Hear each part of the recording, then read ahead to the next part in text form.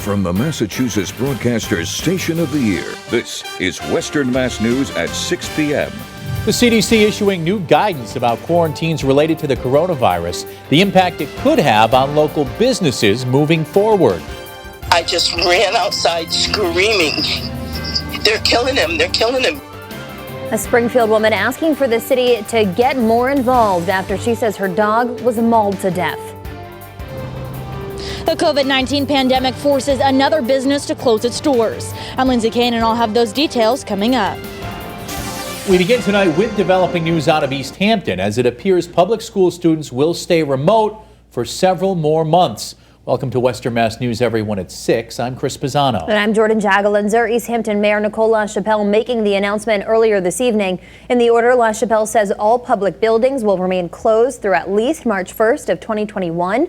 She says along with public schools, this also applies to facilities like City Hall and the Council on Aging. Western Mass News is looking to get more answers from city officials, and we'll have more on the story tonight on Western Mass News at 10 on Fox 6. Meantime, a change to the Centers for Disease Control's COVID-19 quarantine guidelines is hopeful news for businesses struggling to stay open during the pandemic. The standard 14-day in isolation has now been cut down to 7 to 10 days under certain circumstances. Western Mass News reporter Leon Purvis joins us live with reaction from a Springfield restaurant forced to shut down for 2 weeks about a month ago due to a coronavirus outbreak. Leon? Jordan, Chris, Red Rose closed for 14 days out of an abundance of caution to stop a potential spread of COVID-19. But now, if an employee does get sick, they could potentially be out of work for only a week. On our end right now, as soon as somebody calls in and says, "Oh, I don't feel well," we don't even hesitate. We're like, "Look, you're not coming back to work until you either have a COVID test, and obviously if it were to ever come back positive, we made them stay out for 14 days. That 14-day quarantine forced Red Rose to close down completely back in October due to COVID-19 cases impacting employees at the restaurant. Under new guidance from the Centers for Disease Control and Prevention this week, that quarantine time may be cut down to 7 to 10 days. Rita Caputa Capua, a manager at Red Rose, tells Western Mass News this gives them more flexibility when an employee gets sick. We're only able to call back a handful. So the ones that we have are the ones that we count on. Now you take 1 or 2 out of the equation and you're stuck a little bit because we may not have anybody to cover for them.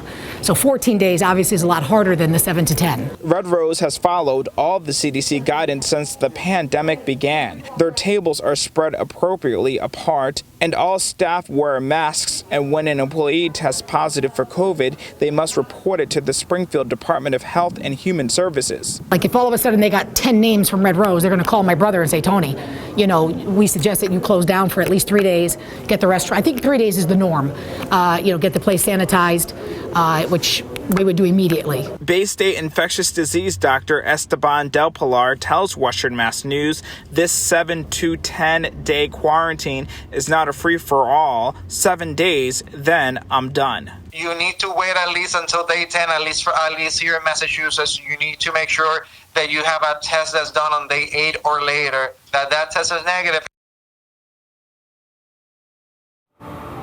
Dr. Del Pilar adds, even when you come out of that 10-day quarantine, you must still check your temperature the next 4 days to ensure that you don't develop any symptoms. Live in Springfield, Leon Purvis, Western Mass News.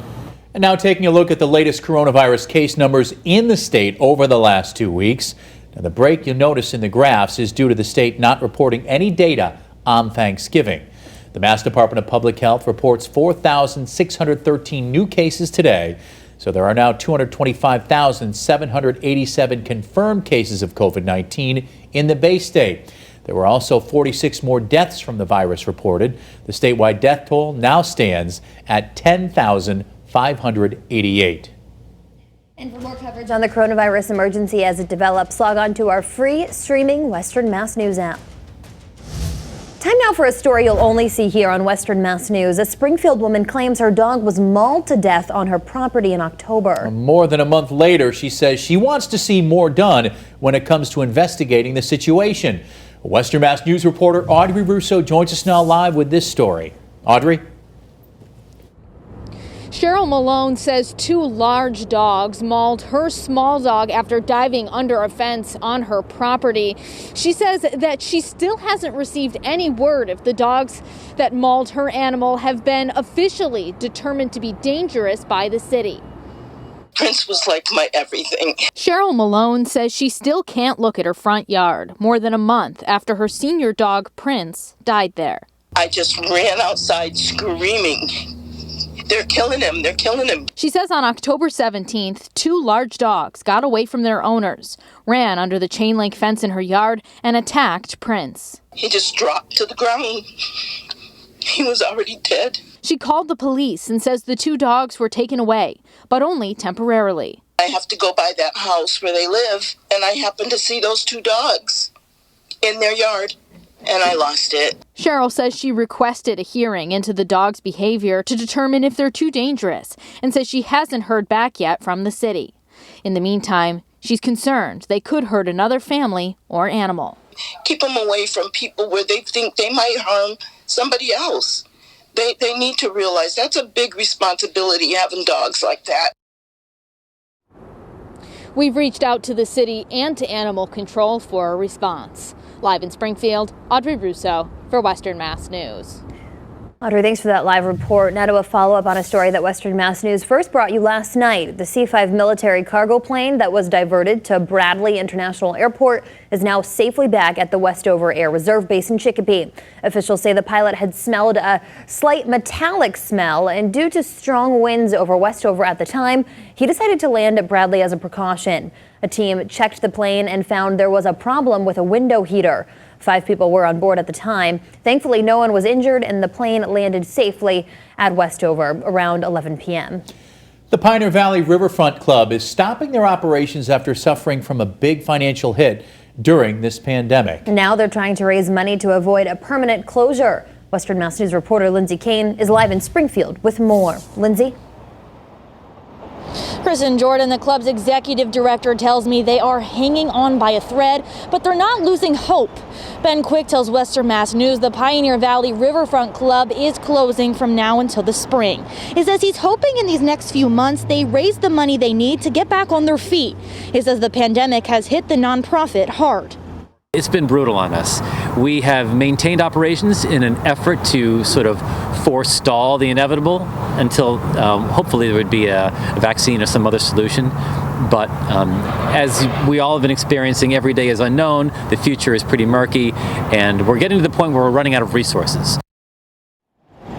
The club runs river-based activities, including the popular Dragon Boat Festival, which has brought people from all over the world to Springfield over the years.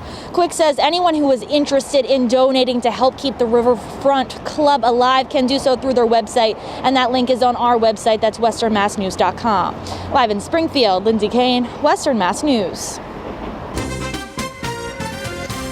We did see a bright start to the day today. If you were up right around 7 o'clock this morning, this was a picture of the sky. This one taken in Whately today from Barbara. Just fiery, beautiful skies out there. But of course, then it clouded up after the mid-morning, and we've been cloudy most of the day. However, it does look like maybe those clouds are starting to break up just a little bit right now. Our Six Flags sky cam, well, we're looking at Six Flags. At least part of it lit up. It gets lit up much more so by the weekend. 38 degrees right now, still a little breezy, but wind will continue to kind of back into that 5 to 10 mile an hour range overnight. Temperatures are still holding steady in the lower to middle 30s for the Berkshires, and then we've got upper 30s throughout the Pioneer Valley. A colder night ahead with temperatures expected to drop well into the 20s after midnight. But it is still a little brisk, and while wind is expected to be lighter tomorrow, it's definitely not going to become calm. We just have this unsettled pattern, so we're going to keep at least a little bit of a breeze over the next several days. Now, the wind chill is closer to freezing in the valley, but well into the 20s for the Berkshires tonight, so it is coat worthy for sure. Now, the Berkshires do still have some scattered snow showers and flurries. Same for the hill towns tonight. Valley might see some flurries on occasion, and we're still dealing with a lot of those patchy low clouds. But cloud cover will continue to decrease overnight. 20s is where we'll start things off tomorrow morning. And then a quick rebound with good sunshine on tap. Temperatures should climb to near 50 in the Pioneer Valley for the afternoon. Won't be quite as blustery, and it's just going to be a nice day. That changes, though, by the end of the week, and especially for the weekend.